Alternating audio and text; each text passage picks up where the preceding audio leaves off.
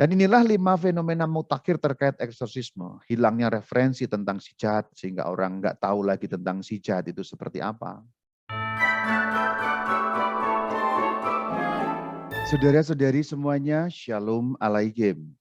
Saya akan membacakan atau menuliskan di sini introduction yang ditulis oleh Pater Kabading tadi, yang tercantum dalam buku ini pada halaman Romawi 11 sampai 14.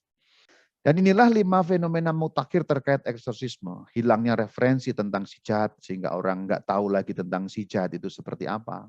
Lalu menjadi kendor pertahanannya. Hilangnya doa pengusiran pada pemberkatan. Lalu menjadi kendor juga pertahanan mengenai itu. Lalu imam dan umat kurang pengetahuan. Kalau orang kurang pengetahuan tidak tahu bertindak apa. Nabrak-nabrak yang terjadi. Berpaling kepada orang-orang non-Katolik termasuk presbiter. Ada juga di tempat lain itu presbiter malah bekerja sama dengan medium gitu ya. Malah dia sendiri menjadi medium. Medium orang mati itu loh. Memanggil papa gitu. Memanggil engkong. Jadi presbiter kerjasama dengan medium orang mati. Nah, dia merasakan orang mati itu masih bisa dipanggil gitu. Kalau 40 hari belum pergi, jadi masih bisa dipanggil. Ini kan kegagalan memahami teologi Katolik dari yang paling mendasar kan. Sedih lihatnya, bukan marah. Dan saya bukan bermaksud membanggakan diri, bukan, sedih gitu. Nabrak-nabrak jadinya. Jadi saya bicara fenomena ini dengan kesedihan gitu. Maka hari ini kan saya nggak ngomong haleluya saudara kan, Kyrie eleison yang saya omongkan. Lalu yang kelima, ini semua membawa dampak juga berpaling ke sumber-sumber Katolik karena tidak ada sumber Katolik mengenai itu. Atau hampir nggak ada atau sangat sedikit kalaupun ada. Yang sebenarnya ada. Sebenarnya ada. Sumber-sumber dari zaman kuno banyak sekali. Yang dikutip oleh Romo Robini dalam bukunya itu ada buku-buku yang sudah lama ada. Tapi kemudian pelan-pelan seperti menghilang dari kita. Doa Santo Mikael aja nggak pada kenal kan. Maka ayo kembalikan doa Santo Mikael setelah misa didoakan ya. Setelah misa didoakan setiap hari pagi dan malam didoakan. Terutama pada waktu malam ya. Ini kita kembalikan. Kita bisa mulai dari langkah itu deh. Paling kurang kalau orang yang dengar katkit, dengar sadar katkit, buka channel YouTube katkit, mulai sadar lalu sering mendoakan doa Santo Mikael kan, lama-lama kan setan gemeteran. Banyak orang yang sekarang doa Santo Mikael lagi katanya. Kita terdesak, hati-hati kita diserang, kata setan. Nah, paling kurang kan itu ya. Ini yang mau saya ceritakan sesungguhnya. Jadi ini bukan katekese ketat, tapi lebih pada katekese dalam arti membahas fenomen terkait dengan itu. Fenomen yang pertama, referensi mengenai si jahat, mengenai setan, mengenai iblis itu hilang atau menjadi kecil. Seperti ini bunyinya. Buku resmi liturgi yang berjudul Ritus Katolik Roma, selanjutnya disebut Ritus, yang telah digunakan berabad-abad telah dibarui dengan baik sebagai pengejawantahan amanat Konsili Vatikan II. Namun satu hal yang sangat disayangkan yaitu referensi mengenai si jahat, baca setan, sebagai musuh jiwa terbesar manusia telah dihilangkan dalam revisi atau minimal dikecilkan peranannya dalam menghambat perkembangan spiritual manusia. Referensi berarti rujukan-rujukan. Berarti juga pemahaman-pemahaman mengenai setan. Kalangan Katolik seakan-akan kita nggak pernah membahas tentang ini ya. Ya kita membahas tentang setan, tentang iblis, tapi apa persisnya, setan itu bagaimana, sifat-sifatnya bagaimana, hakikatnya apa. Anda pernah dengar di gereja ada pengajaran mengenai setan, atau seminar mengenai setan, atau sarasehan mengenai setan, atau talk show mengenai setan, mengenal alam gaib, tampaknya sangat jarang. Sangat banyak orang Katolik yang tidak bisa membedakan roh orang mati, kemudian roh jahat, roh penasaran itu apa ya Rama? Itu bingung gitu. Itu ketahuan dari jenis-jenis pertanyaan yang diajukan, itu pertanyaan-pertanyaan yang penuh dengan kebingungan. Itulah fenomena kita gitu. Referensi mengenai si jahat itu boleh dikatakan menjadi hilang. Lalu kita lihat selanjutnya. Ritus sakramen pembaptisan yang baru menghilangkan praktik yang sudah mentradisi sejak awal, yaitu pengusiran setan, dengan akibat katekese mengenai perlunya selalu bertobat dan menghindari godaan setan menjadi kurang diperlihatkan dengan jelas. Demikian juga ritual pemberkatan yang dinamakan sakramental menghilangkan sisi pengusiran dalam kurung eksorsisme dan doa pembebasan ketika seseorang atau sesuatu diberkati. Tapi ini tidak perlu kita lihat dengan kacamata polemik ya, apalagi oleh orang-orang yang anti Vatikan kedua, yang menganggap Vatikan kedua telah sesat gitu ya. Oh, Vatikan kedua sesat, apa-apa dihilangkan, setan telah merasuk ke gereja. Ya kalau pandangan polemik seperti itu ya apa-apa salah tentu saja. Lalu apa-apa dicangkokkan ke Konsili Vatikan kedua, apa yang salah lalu ini salahnya Konsili Vatikan kedua, padahal ya kalau kita melihat dengan kacamata objektif ya tidak demikian. Memang gejala zamannya seperti itu. Bukan karena salahnya konsili seperti yang sering disuarakan di medsos-medsos itu oleh orang-orang yang suka berpolemik gitu ya. Saya tidak mau berpolemik mengenai itu.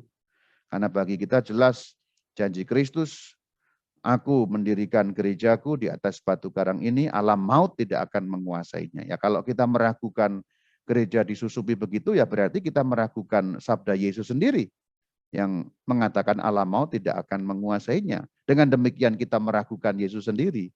Jadi Anda yang suka polemik tentang Konsili Vatikan kedua, hati-hati loh.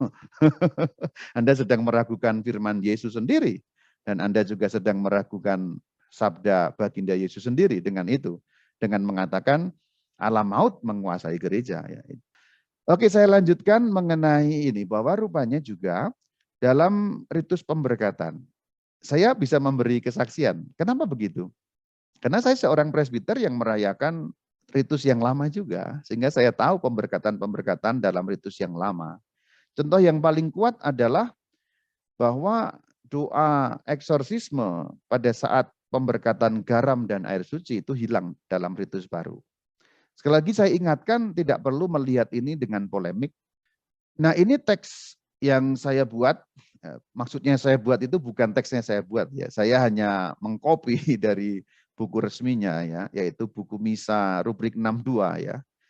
Di dalam rubrik Misa 62 itu selalu ada bagian awal sebelum Misa ada Ordo Aquam Benedictam atau Ad Faciendam Aquam Benedictam, yaitu tata cara pemberkatan air. Kira-kira terjemahannya begitulah ya. Jadi itu di ritus awal sebelum misa itu dilakukan di sakristi, biasanya ada ritus seperti ini. Saya perbesar ya. Nah itu ada eksorsisme atas garam. Nah yang saya lingkari itu di dalam ritus lama itu ada. Jadi sebelum garam diberkati, itu dieksorsis dulu garamnya. Jadi diusir dari segala pengaruh-pengaruh setan. Kalau Anda bisa lihat, ini susunannya paling atas itu ya, Adjutorium Nostrum in Nomine Domini ya, pertolongan kita dalam nama Tuhan, Quivedi Celum et Terram, yang menjadikan langit dan bumi. Kemudian di bawahnya ada tulisan eksorsisme atas garam. Jadi garamnya dieksorsis dulu, baru kemudian berkat atas garam. Jadi eksorsismus dulu, baru benedictio. Nah ini saya tampilkan teksnya. Exorciso te creatura salis per deum vivum, per deum verum, per deum sanctum, per deum, dan seterusnya. Jadi exorciso te, aku mengeksorsis kamu, T-nya kamu, tapi dalam arti garam, creatura salis, garam ciptaan, ya, garam ciptaan Allah. Begitu terjemahannya kira-kira ya. Jadi ada eksorsis dulu. Juga memberkati benda-benda rohani dan apapun selalu ada bagian di eksorsis dulu. Dan ini hilang rupanya dari referensi kita sekarang. Semoga segera dikembalikan lagi dengan kesadaran yang makin kuat mengenai ini. Ini contoh yang kedua mengenai eksorsis air ya. Tadi itu garam, ini sekarang air. Ini saya perbesar ya, yang saya lingkari itu. Nah itu, eksorsisme atas air. Kalau kita lihat yang bagian utuh, ini teks yang saya buat sendiri lalu saya bikin menjadi PDF, saya tampilkan di sini. Paling atas itu eksorsisme atas air. Nah kemudian baru setelah itu diberkati airnya. Setelah garam kemudian air sama-sama dieksorsis ya. Ini yang bagian saya lingkari itu ya. Exorciso te creatura aquae in nomine Dei Patris omnipotentis et in nomine Jesu Christi Filii, dan seterusnya. Sama rumusannya, exorciso te. Aku mengeksorsis engkau, kira-kira begitu. Atau aku mengusir dari engkau, creatura aquae, ya, aqua, aquae, Itu air kreatura ciptaan ya, air sebagai ciptaan gitu ya. Mengusir apa yang di bawah sini ya?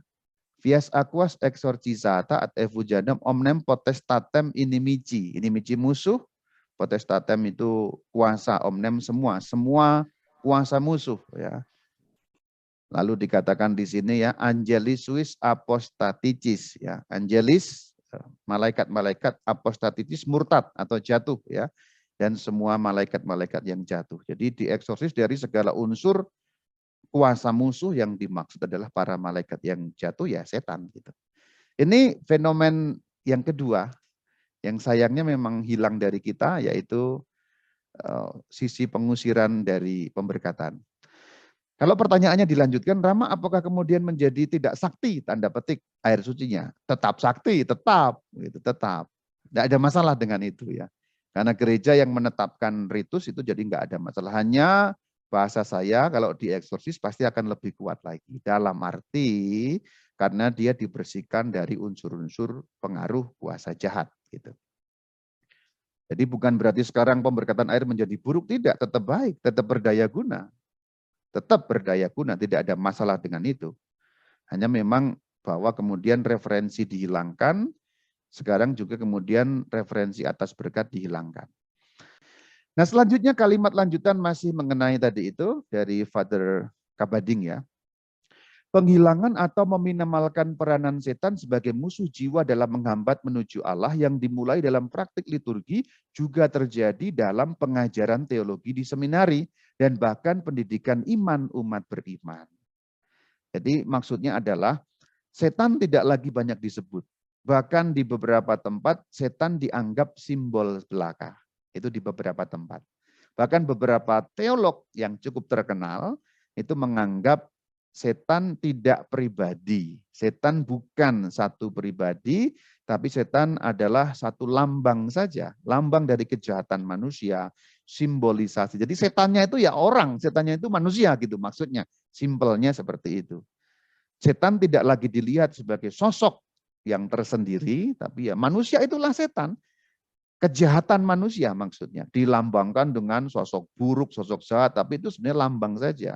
Nah, maka tidak mengherankan kalimat lanjutannya, semua imam yang dididik sejak akhir 1960-an sampai 1990 sangat kurang pengetahuannya mengenai dunia malaikat dan tentunya kegelapan satanik. Sebenarnya tidak hanya sampai tahun 90-an. Yang tahun 2000-an pun demikian. Saya adalah presbiter produk tahun 2000-an. Ini yang diomongkan oleh Father Kabading 60-an sampai 90-an.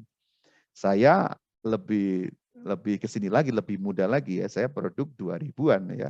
Pendidikan sebagai calon imam dulu frater saya mulai tahun 2000 ya. Kemudian 2011 tahbisan. Jadi saya produk 2000-an.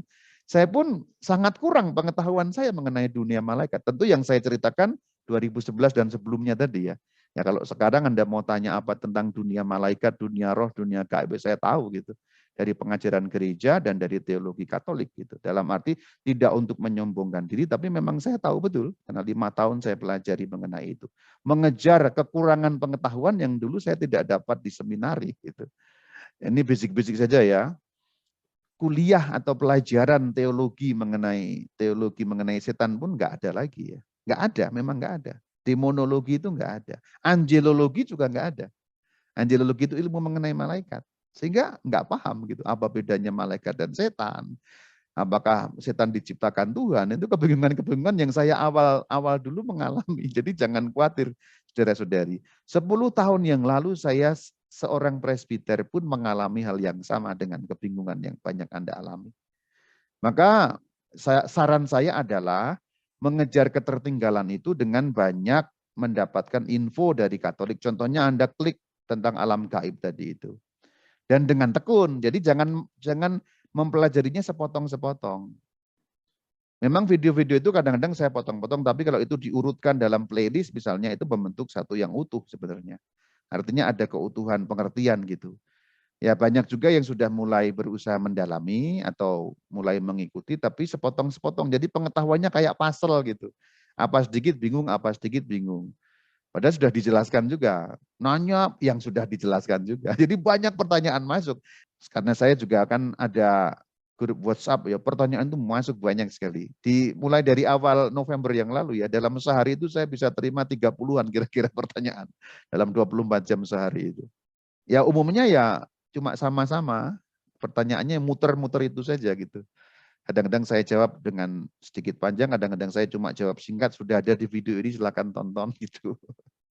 Itu mengenai kekurangan pengetahuan. Jadi inilah fenomena yang ketiga terkait eksorsisme. Imam-imam, para presbiter, dan umat beriman, Anda berarti ya, imam berarti kan saya, sangat kurang pengetahuannya mengenai dunia malaikat dan setan. Ada yang masih bingung itu malaikat itu siapa sih? Setan itu siapa sih? Hubungannya malaikat dan setan itu apa sih? Malaikat diciptakan kapan sih? Bagaimana sifat malaikat itu? Apakah mereka ada pribadinya? Lalu setan bagaimana? Apakah setan diciptakan Tuhan? Dan lain-lain, dan lain-lain, dan lain-lain. Apakah setan itu bisa saling mengenali atau bagaimana? Apakah mereka punya badan? Apakah mereka punya tangan? Dan seterusnya, dan seterusnya. Ini sangat kurang. Padahal kalau kita mau melihat Alkitab, setan itu muncul banyak sekali di Alkitab. Dan Alkitab sangat jelas kalau menyangkut mengenai setan. Nanti di bagian terakhir akan saya jelaskan mengenai itu. Supaya kita juga pemahamannya imbang. Maksudnya begini, kalau Anda yang terlalu mikir apa-apa setan, saya juga mengingatkan jangan apa-apa setan. Ke sini, ke tengah ya. Lalu kalau Anda sebagai Katolik yang apa-apa nggak percaya bahwa ada setan, juga jangan ke sana, ke tengah gitu. Jadi di tengah, paling pas itu di tengah. Setan ada, bisa menimbulkan keburukan, tapi bukan berarti semua yang buruk adalah setan gitu. Apa dikit setan ya juga jelek gitu. Apa dikit tidak mengakui adanya setan juga jelek. Orang jelas-jelas kerasukan, enggak itu cuma psikologis katanya, jelas-jelas kerasukan padahal. Nah di sini ya.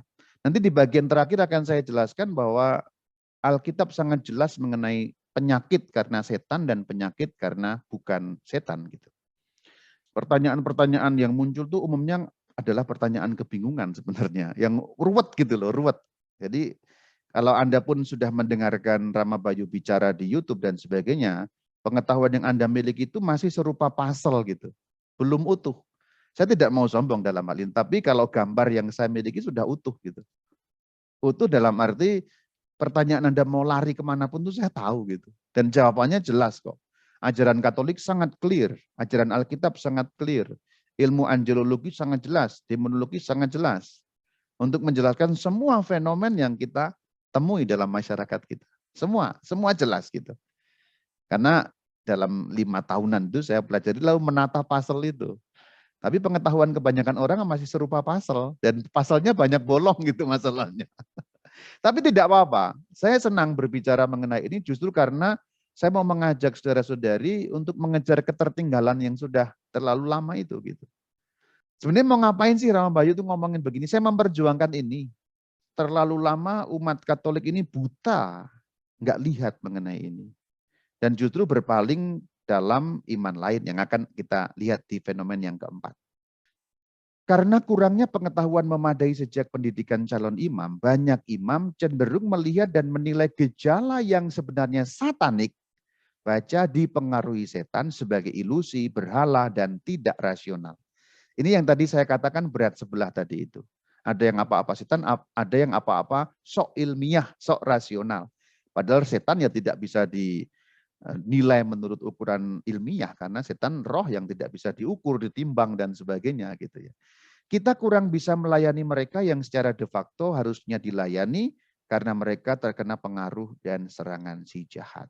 Sehingga kadang-kadang yang minta tolong Romo, malah Romonya lihat, oh itu cuma kelelahan mental itu katanya. Itu stres itu. Gitu. Padahal yang jelas ada kerasukan beneran gitu, dibilang stres. Sebaliknya yang terlalu ekstrim apa-apa setan, stres pun dibilang kerasukan setan, padahal memang stres gitu. Nah ini tidak mudah membedakan keduanya itu kalau kita tidak mengerti ilmu mengenai demonologi dan sebagainya ini. Lanjutnya, menarik sekali gejala yang kurang diperhatikan di dalam gereja Katolik. Kurang diperhatikan harus kita akui dalam gereja kita. Dari tahun 60-an sampai hari-hari ini pun.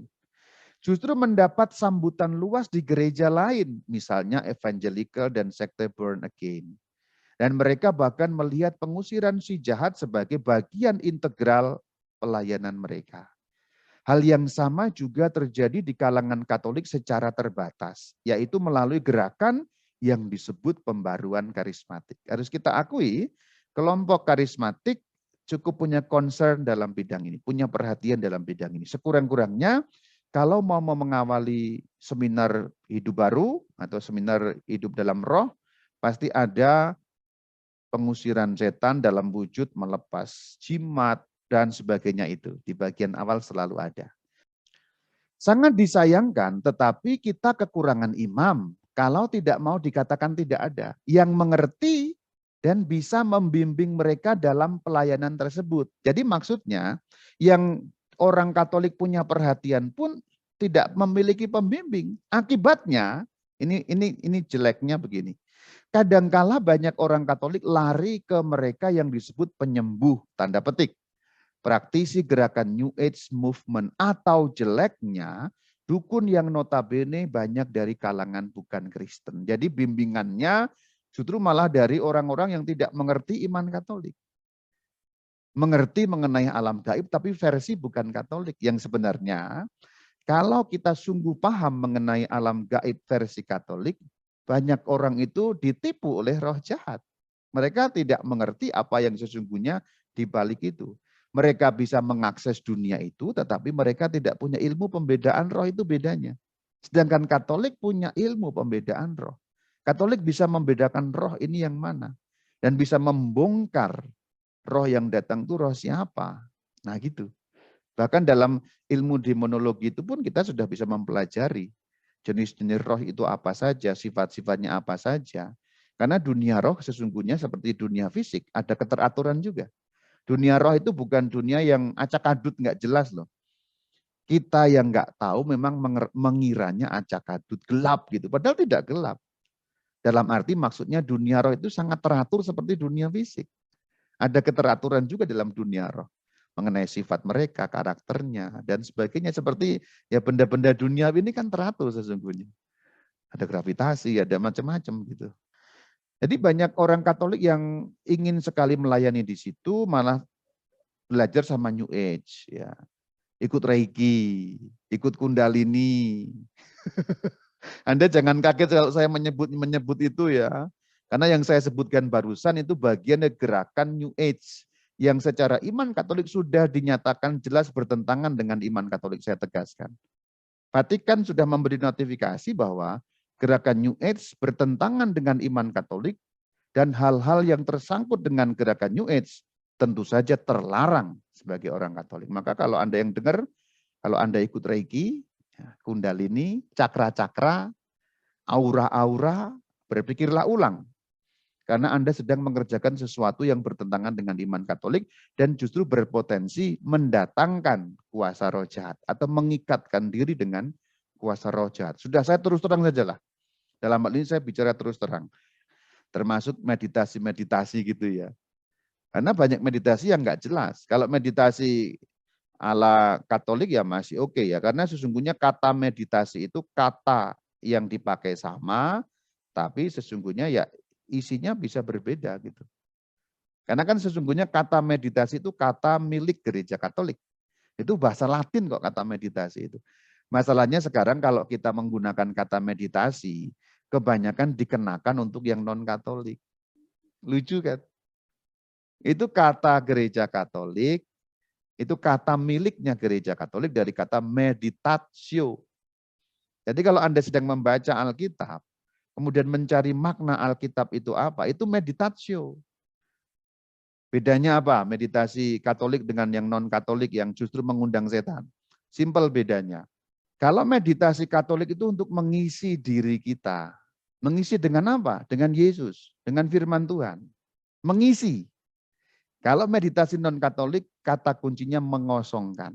Jadi kalau Anda ikut meditasi, sudah ada mulai kata mengosongkan, itu gejala atau tanda atau ada indikasi Anda mengikuti jenis meditasi yang bertentangan dengan iman Katolik. Lalu bahayanya apa? Ketika dikosongkan, yang masuk setan. Nah itu bahayanya. Saya pokoknya terus terang aja lah ini sekarang sudah. Kalau pengen tahu penjelasannya, kapan-kapan kita bisa bicara mengenai New Age Movement khusus, lalu pembahasan tiap-tiap itu nanti saya bisa membahasnya dengan lebih clear, dengan lebih jelas. Tapi karena ini bukan bicara mengenai New Age Movement, kita fenomen eksorsisme dulu ya. Kalau yang dukun atau paranormal atau orang pinter itu sering-sering sebenarnya jelas sih.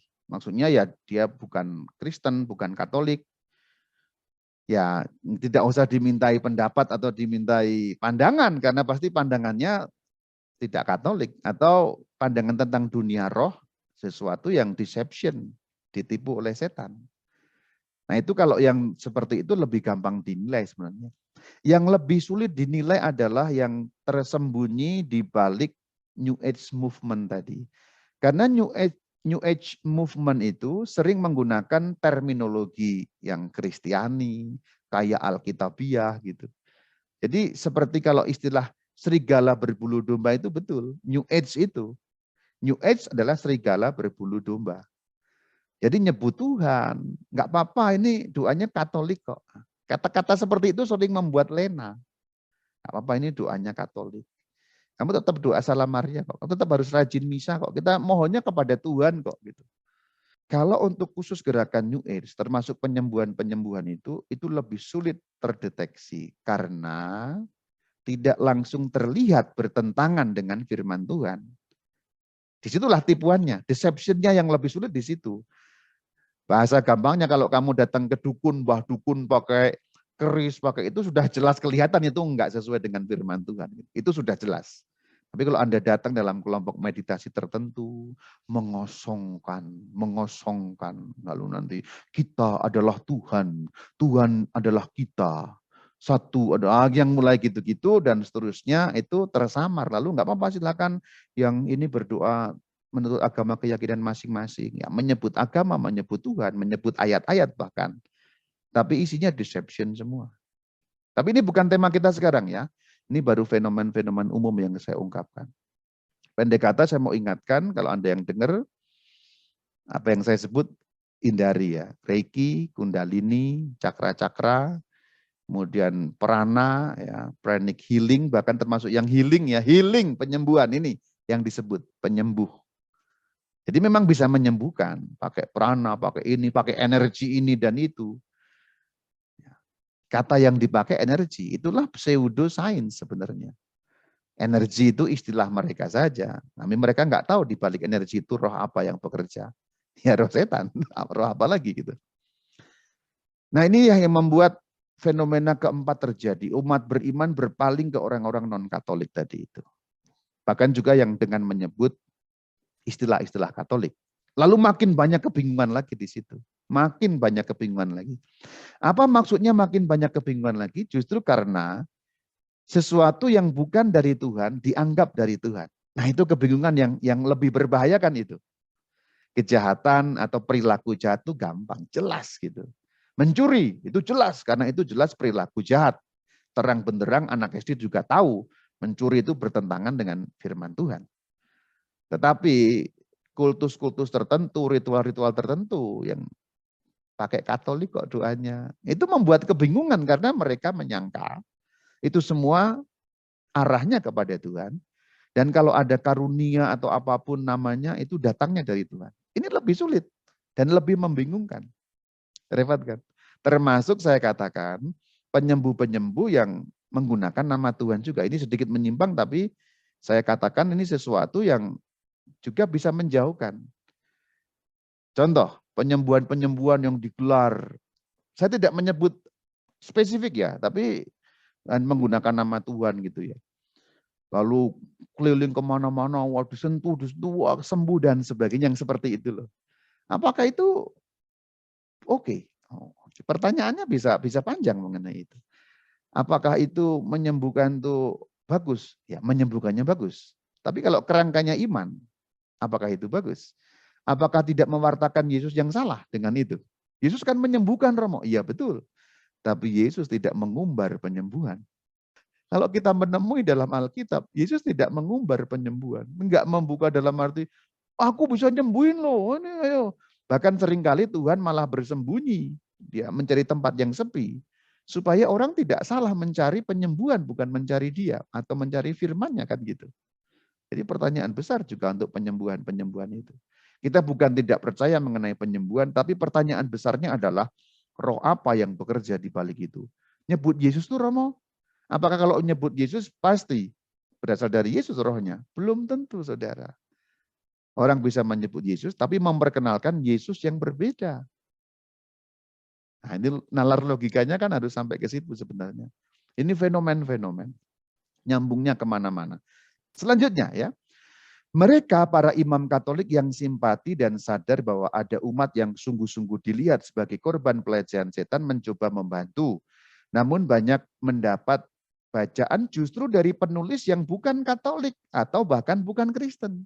Sedihnya, buku-buku yang tersedia kadangkala atau banyak sekali bukan dari kalangan Katolik, yang diragukan keabsahannya dari segi iman. Tidak ada pihak yang secara absah dan berwibawa dalam gereja untuk ditanya dalam masalah ini. Bahkan, saya mau katakan kepada saudara-saudari, kalau urusan seperti ini, urusan setan, urusan gaib, banyak umat merasa itu bukan urusannya gereja. Gereja nggak bisa kalau ngurusin begini. Iya enggak? Anda datang ke tempat lain kan? Karena merasa gereja nggak pernah ngurusin ini. Justru karena gereja nggak pernah ngurusin ini, merasa ini bukan urusannya gereja. Urusannya gereja itu peribadatan dan sosial. Kalau nggak peribadatan sosial gitu, bantu-bantu bagi sembako dan sebagainya apapun itu, kalau nggak ya misa, rosario dan sebagainya. Itu urusan gereja itu gitu. Itu asumsi-asumsi yang muncul juga di tengah umat terkait dengan ini. Jadi kalau ada yang urusan seperti ini ke gereja mah sulit menemukan solusinya gitu. Ya itu fenomen memang begitu gitu.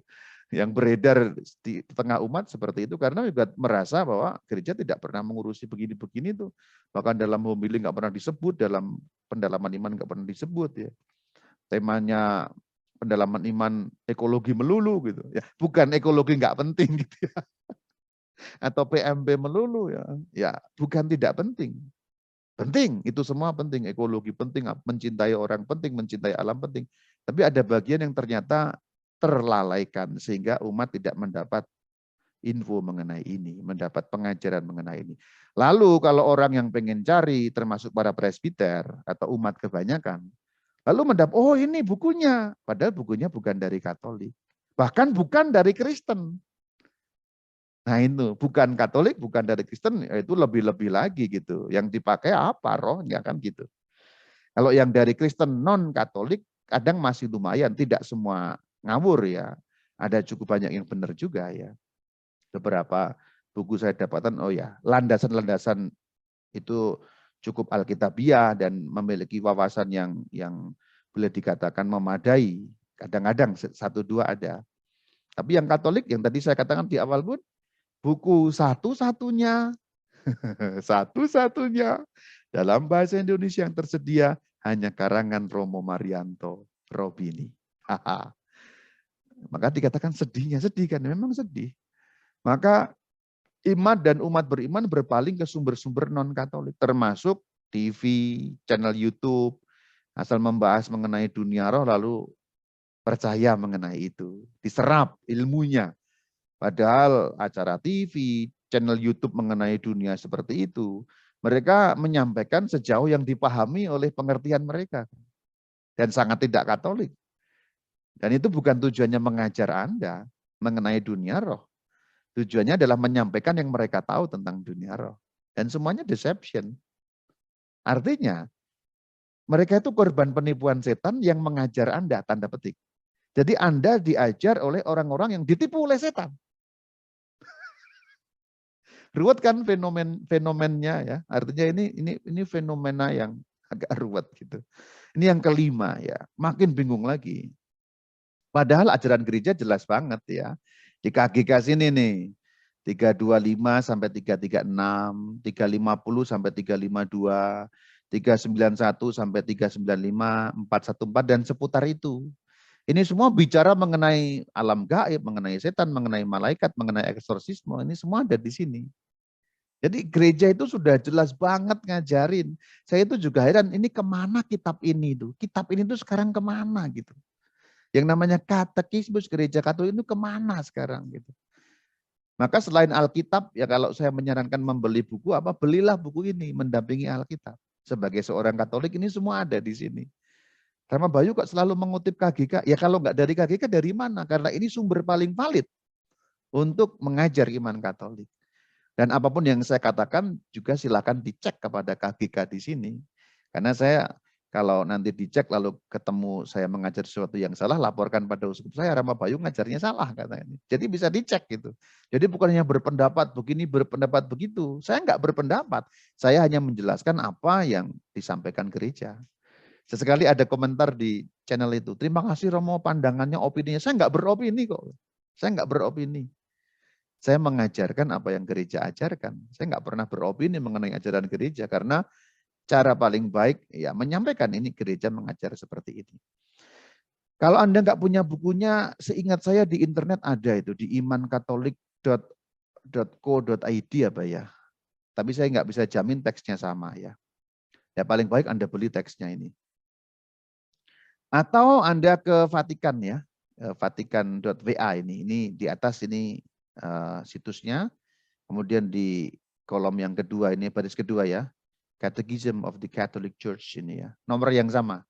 Kalau bahasa Inggris kan bisalah, kita semua kurang lebih bisalah. Beberapa sumber.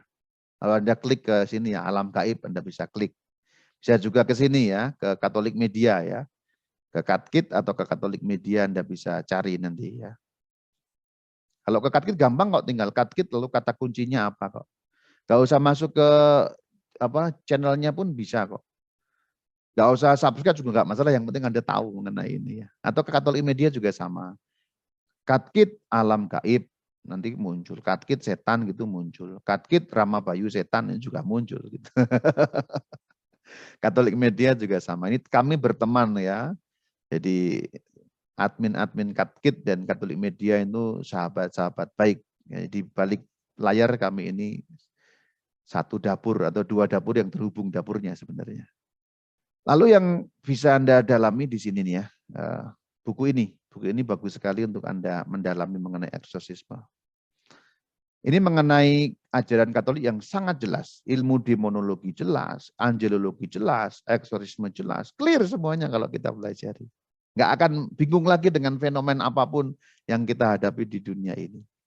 Berarti sebenarnya di sini Alkitab itu sangat clear membedakan setan dan penyakit. Markus 6 ayat 12 sampai 13. Ya, ada 3 tindakan betul, tapi intinya ada 2. Yaitu mengusir setan dan menyembuhkan orang. Berarti sebenarnya di sini Alkitab itu sangat clear membedakan setan dan penyakit. Karena banyak penafsir juga mengatakan kalau setan itu simbol saja. Jadi sebenarnya setan yang di situ itu bukan benar-benar setan, nggak ada pribadinya, tidak. Acuan mengenai setan dalam Alkitab itu jelas pribadi. Alkitab membedakan di sini. Lalu di sini keyakinan orang Katolik mengenai otoritas kita atas setan hilang. Kalau tidak mau dikatakan hilang ya luntur gitu. Pak Firdi percaya nggak Bapak bisa ngusir setan? Nggak bisa. Kenapa nggak bisa? Kurang iman. Nah, sekarang pertanyaannya diubah. Bapak percaya Tuhan Yesus nggak? Percaya. Bapak percaya firman-Nya Tuhan Yesus benar apa enggak? 100% yakin. Nah, sekarang silakan baca firman-Nya dalam Markus 6 ayat 17 ini. Tanda-tanda ini akan menyertai orang-orang yang percaya. Mereka akan mengusir setan-setan demi namaku, dan mereka akan berbicara dalam bahasa-bahasa yang baru bagi mereka. Nah, itu yang belakang tidak usah, yang di sini. Orang-orang yang percaya. Bapak orang percaya bukan? Percaya. Yes. Berarti akan mengusir setan-setan. Berarti Bapak bisa. Karena jaminannya adalah firman Yesus sendiri. Keyakinan bahwa kita punya otoritas atas setan ini lemah sekali di kalangan orang Katolik. Fenomen belakangan ini. Salahkan kata-kata saya kalau salah, Pak. Betul, betul sekali, Romo. Tanda-tanda ini akan menyertai orang-orang yang percaya. Jadi saya mau memberi semangat kepada saudara-saudari. Kita ini sudah diberi otoritas oleh Tuhan. Dan kita punya otoritas atas setan-setan. Artinya, karena otoritas Kristus mengalahkan kuasa setan, Kita yang telah dibaptis dalam nama Tuhan, tentulah punya wewenang untuk memberi perintah kepada setan-setan dalam nama Yesus. Artinya kita bisa mengusir setan-setan. Dan itu firman Tuhan Yesus. Itu kalau kita gambarkan dengan perlambang senjata. Senjata yang Tuhan berikan kepada kita untuk menghadapi setan itu sanggup untuk menembak setan. Persoalannya ada dua. Satu, Anda tidak tahu mengenai senjata itu. Diberi tapi tidak tahu. Nomor dua, Anda tahu tetapi tidak bisa menggunakannya. Salahkan kata-kata saya kalau saya salah, Pak Wirdi. Saya nomor satu. Ya, antara dua itu pokoknya ya. Ya. Antara dua itu. Anda tidak tahu bahwa Anda diberi senjata itu. Kalau orang nggak tahu diberi tapi nggak tahu kan nggak bisa pakai gitu ya. Atau nomor dua, Anda tidak yakin bahwa senjata itu bisa bekerja gitu. Anda diberi, Anda tahu, tapi Anda tidak tahu cara menggunakannya. Lalu ini akan bekerja apa enggak gitu loh. Nah, itu kemungkinannya hanya dua dari salah satu itu atau bisa kedua-duanya gitu. Maka dengan katekese malam ini bicara mengenai fenomena ini, saya mau memberi keyakinan di kalangan kita semua. Kita semua jelas kok, kita punya otoritas atas setan. Kita semua. Kuncinya ya Yakobus 4 ayat 7. Tunduklah kepada Allah, lawanlah iblis, maka iblis akan lari. Jadi ayat kunci, dua ayat kunci terkait dengan dunia roh atau terkait dengan eksorsisme atau terkait dengan setan adalah Markus 16 ayat 17 disambungkan dengan Yakobus 4 ayat 7. Catat silakan, Anda catat langsung sekarang ya. Markus 16 ayat 17 dan Yakobus 4 ayat 7. Itu ayat kunci untuk memahami bahwa kita punya otoritas atas iblis sekalipun. Jadi meskipun hari ini tidak banyak katekese ketat, tapi justru katekese saya untuk meneguhkan senjata yang Anda punya, kalau kita pakai istilah senjata ya. Anda itu punya senjata. Tapi memang pengetahuan mengenai ini harus terus ditingkatkan. Dalam bahasa gampangnya, kita sudah tahu sekarang nih punya senjatanya. Tapi bagaimana menggunakannya kan perlu dipelajari. Kira-kira begitu gambarannya. Mempelajarinya bagaimana ya? Tahu targetnya apa, karakternya apa, caranya apa, metodenya apa, penggunanya apa, lalu teknisnya bagaimana. Nah itu Anda bisa mulai mempelajari misalnya dengan belajar dari KGK, dari Katkit, seperti itu. Itu harus diimbangi dengan pengetahuan cara menggunakannya. Juga pengetahuan mengenai musuh kita. Jadi apa pentingnya sih belajar mengenai setan itu? Nomor satu, kita sadar musuhnya ada. Kalau kita tidak menyadari ada musuh, bahaya sekali kan. Jadi mempelajari setan sesungguhnya mempelajari musuh itu ada. Dan mempelajari bagaimana cara mereka bekerja. Itu gambarannya seperti tadi itu yang saya gambarkan. Ada musuh kerajaan menyerang, kan kita mengirim telik sandi. Atau telik sandi itu mata-mata untuk mempelajari kekuatannya seberapa, cara menyerangnya bagaimana. Nah itu sebenarnya seperti itu. Supaya dapat menghadapinya. Apakah ditangkap analogi saya Pak? Ya, tangkap. Nah itu. Itulah kenapa sih kok setan kok harus dipelajari sih gitu. Sama seperti kita mempelajari mengenai ya penyakit kanker, bukan untuk supaya kita kena, tapi menghindarinya. Sama, kita belajar mengenai setan untuk bisa menghadapi atau menghindari dalam arti untuk menangkal pengaruh-pengaruhnya. Ingat dua ayat kunci, Yakobus 4 ayat 7 ya, dan Markus 16 ayat 17. Shalom alaikum.